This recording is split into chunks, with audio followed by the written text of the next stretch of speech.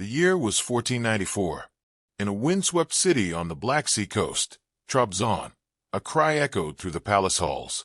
A boy had been born into the house of Osman. His name was Suleiman. He was not just any child. He was the only surviving son of Prince Selim, a man so ruthless that history would remember him as Selim the Grim. For Suleiman, this meant one thing: survival was not guaranteed. From his earliest days, life was not soft silk and golden halls. His childhood was carved out of discipline. His mother, Hafsa Sultan, ensured he was not only protected, but prepared. While other boys played, Suleiman studied. By 7, he was reading Persian poetry. By 10, the Quran and statecraft. By 14, he could wield a sword as gracefully as he could write a verse. But Ottoman princes were not raised as pampered heirs. They were tested, thrown into the fire to prove themselves. Suleiman was sent to Manisa, a provincial city far from the glitter of the capital. There, as governor-in-training, he handled tax disputes, military drills, and the burden of rule.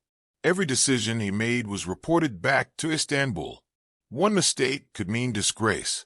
One weakness could cost him his life. It was in this crucible that Suleiman met the man who would change his life forever: Ibrahim, a Greek-born slave who rose through the palace system. Charismatic, brilliant, and fiercely loyal, Ibrahim became more than a companion. He became Suleiman's brother in everything but blood.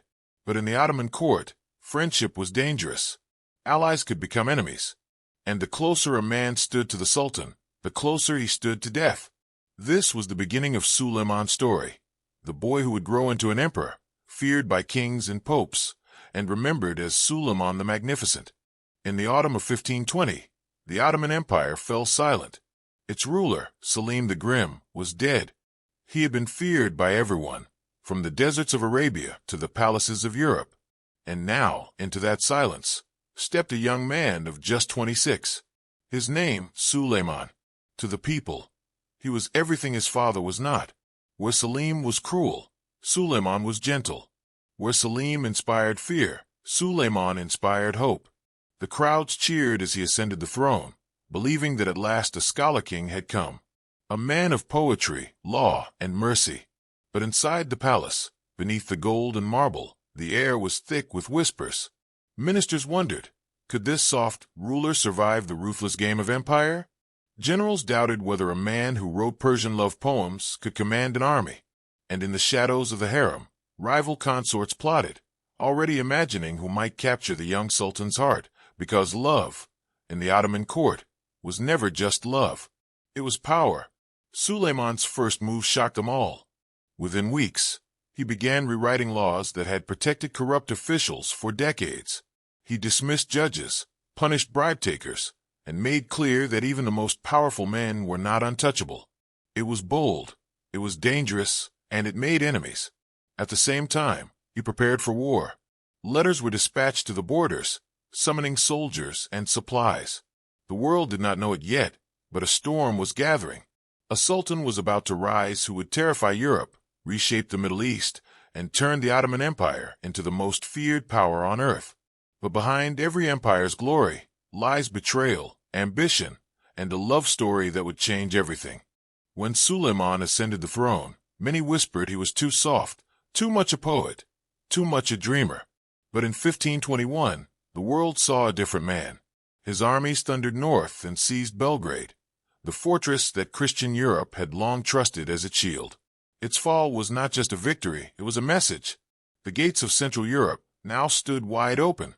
5 years later, that message became a nightmare.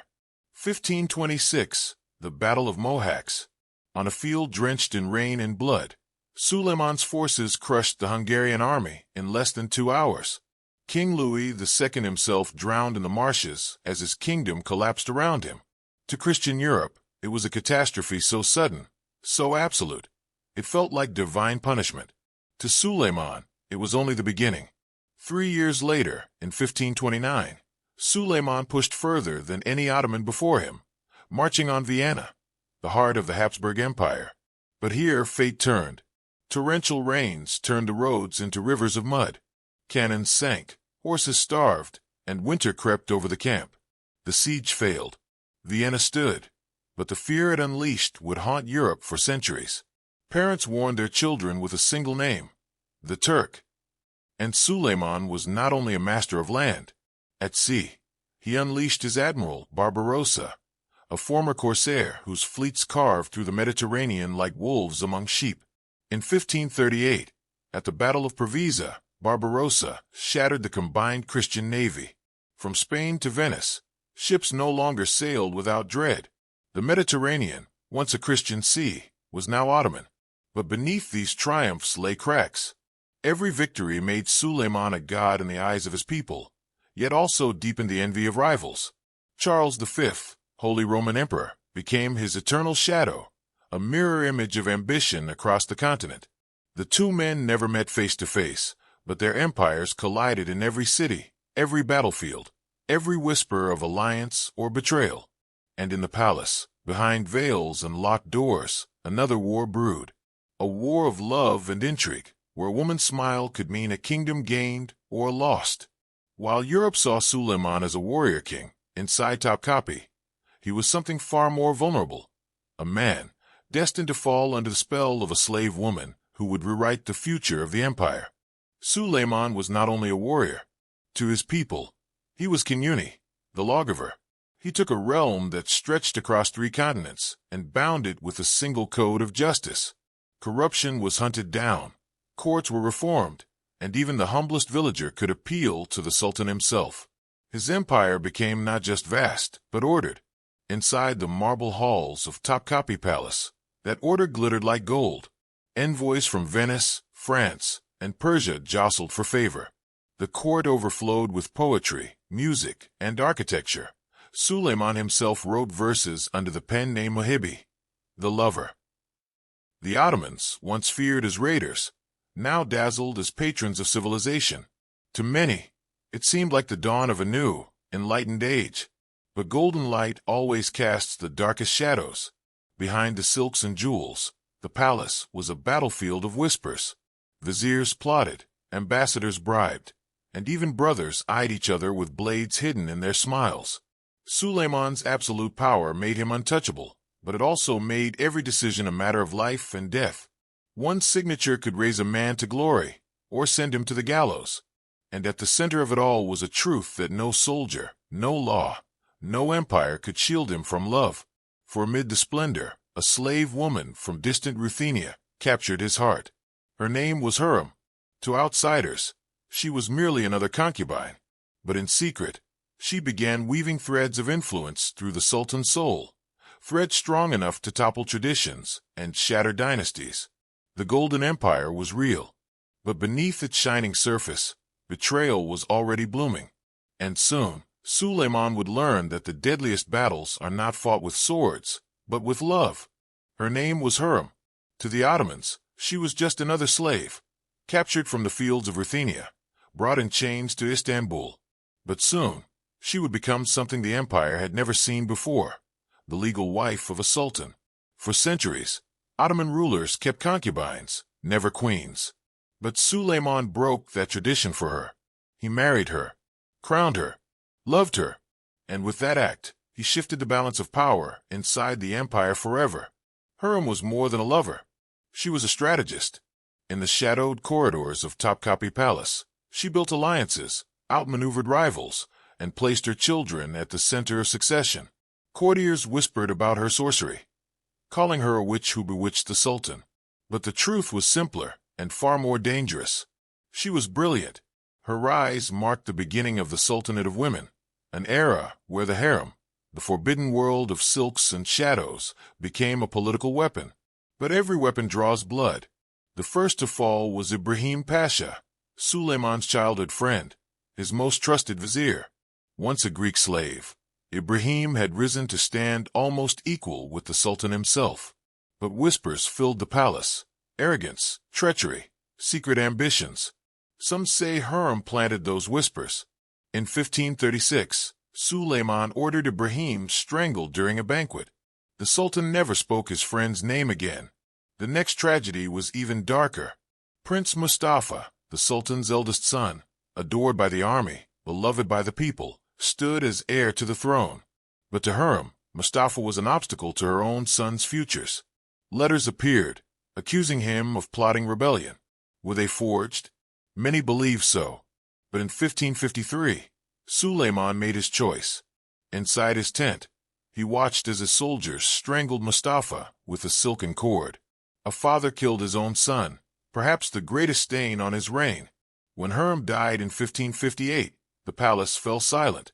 For years, she had been Suleiman's anchor, his partner, his obsession. Without her, the Sultan seemed smaller, more fragile.